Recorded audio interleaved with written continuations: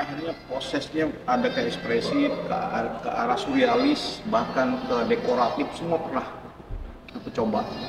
Kayak makanan yang gado-gado pun aku coba gitu ya. Nah ini aku padukan dengan seni abstrak itu dengan kaligrafi. Tapi kaligrafi Ibrani. Jadi termasuk huruf tertua selain dari China, Korea, Jepang, kaligrafi. Huruf kanji itu, kemudian presentasi karya eksibisi yang sembilan itu seperti ini, dengan penuh suasana tenang, gedung yang sejuk, kemudian lighting mendukung, nggak dicampur dengan yang anyaman, segala kerajinan, segala apa. Jadi kalau itu kan pameran pembangunan namanya, kalau ini khusus. Pameran ini mesti kayak gini. Di antara bentangan cakrawala, sungai memanjang, kota cantik yang saya sebut rumah.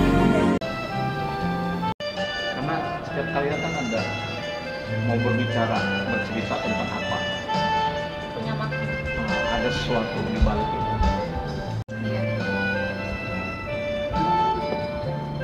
Dan yakin pasti setiap kita kasih kan.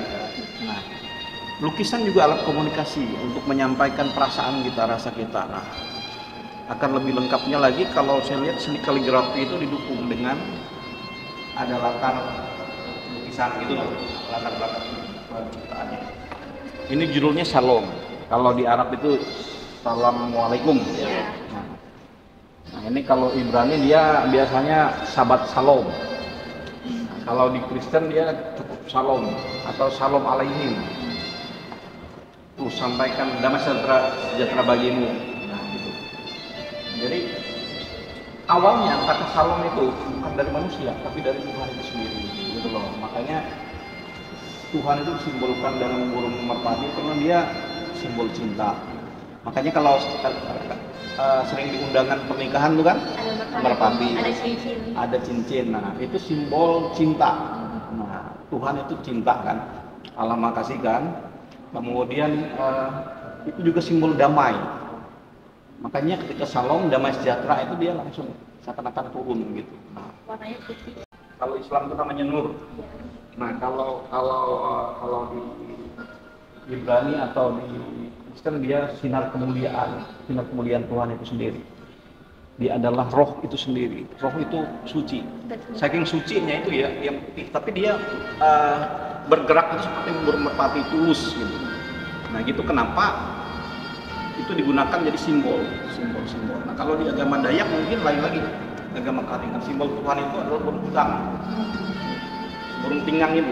Nah karena apa? Karena dia bersarang di tempat yang tinggi. Nah, jadi perpaduan kaligrafi dengan seni lukis abstrak. Terus apa yang saya lukis bukan apa yang saya lihat lagi, tapi apa yang saya rasakan. Jadi itulah yang terkeluarkan terus. Kur sukacita, kita kembali ke dia, ingat dia lagi gitu kan. Nah itu intinya. Jadi tanpa membedakan agama atau segmen-segmen yang diciptakan oleh manusia, tapi Tuhan itu kan sendiri menciptakan manusia ini kan sama sebenarnya, cuma yang membedakan. Padahal kita percaya menyembah Tuhan yang satu kan, Sama. Esa kan. Nah, Iya. Tuhan yang Esa itu menciptakan manusia segalanya sama kan. Nah saya kembali lagi ketika saya menciptakan semua karya saya ini, saya belajar dari warna. Ada warna merah kayak di sini, ada warna lebih gelap lagi hitam, ada warna putih. Ada perpaduan warnanya, campuran lagi, persis kayak kita manusia. Kok ada macam-macam kan? Iya. Bisa nggak warna ini bilang, punya saya aja yang paling hebat, warna yang lain tuh jelek. Kalau kita bikin satu warna merah semua, ya kayak tembok aja ini sama nih, ya kan? Nah, tapi Tuhan sebagai pencipta, sama kayak saya sebagai pencipta, hak saya dong, bukan haknya warna menentukan dia dipakai apa enggak, jelek apa tidak. Tapi haknya Tuhan itu ya memang menciptakan, mengkreat dunia ini dengan perbedaan. Nah perbedaan itu indah.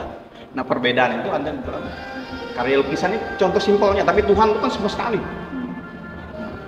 Akhirnya kita bisa saling menghargai satu sama yang lain, tidak hanya jenis kelamin, warna kulit, suku, ras, agama, tapi segalanya. Bahkan kita bisa menghargai ciptaan Tuhan yang mungkin remeh-temeh kelihatannya.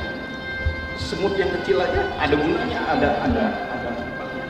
Nah, seperti itu intinya. Jadi segala, aku simpulkan dari setiap karya saya yang ada ini, itu adalah refleksi saya melihat bagaimana karya Tuhan itu, dan saya ini cuma sebagai alat untuk mengagungkan Dia lagi kembali, bahwa Dia ingin menjelaskan bahwa sesungguhnya Dialah yang maestronya, mahakaryanya, pembuat karya yang sejati itu Dia. Saya ini nggak ada apa-apanya. Jadi ingin kalau orang teman-teman Muslim itu ada jurusan dakwah, mengajar orang lain dengan bahasa komunikasi lisan gitu ya, pengajaran gitu. Saya dakwahnya lewat ini gitu lah. Tapi tanpa membatasi, oh ini khusus untuk kalangan tersendiri, enggak. Tapi untuk semua. Mudah-mudahan semua bisa menikmati itu dan mensyukuri itu, dan lihat dari sisi kebesaran kembali ke Tuhan, bukan dari sisi saya penciptanya, bukan. Saya ini cuma alat, tapi Tuhan yang pencipta sesungguhnya, Dia yang ingin menyatakan dirinya dalam artian supaya kita dapat esensinya, sari-sarinya. Ya masing-masing orang kan menerima nih. Misalnya ada vitamin A, mungkin Mbak yang satu terima vitamin A sekian persen karena kebutuhannya itu. Mbak yang lain mungkin lebih 100 lebih gitu kan. Karena kebutuhannya, dia butuh vitamin itu untuk menguatkan dia supaya dia lebih fit lagi. Setiap manusia itu dia terimanya beda-beda.